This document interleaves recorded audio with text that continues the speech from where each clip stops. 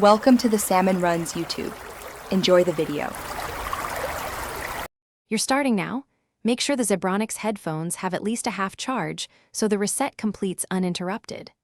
Switch off Bluetooth on your phone to avoid automatic reconnects. Find the power button and the multi-function button. Most Zebronics models combine these.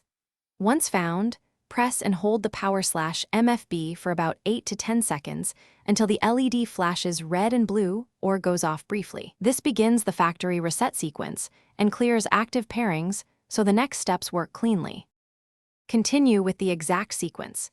Keep holding the power or multi-function button until you see the LED alternate red and blue or hear a tone. That indicates the reset command is registered. On some Zebronics units, you must press and hold volume plus and volume simultaneously for several seconds instead. Use that if the single button method fails. Once the LED pattern or prompt occurs, pause 3 to 5 seconds before releasing so internal memory clears. This ensures previous pairing. Finish by powering the headphones off and on to enter fresh pairing mode. Then enable Bluetooth on your phone and select the Zebronics device from the list. If the headset does not appear, remove any old Zebronics records from your phone's Bluetooth list and restart both devices. This often resolves ghost pairings.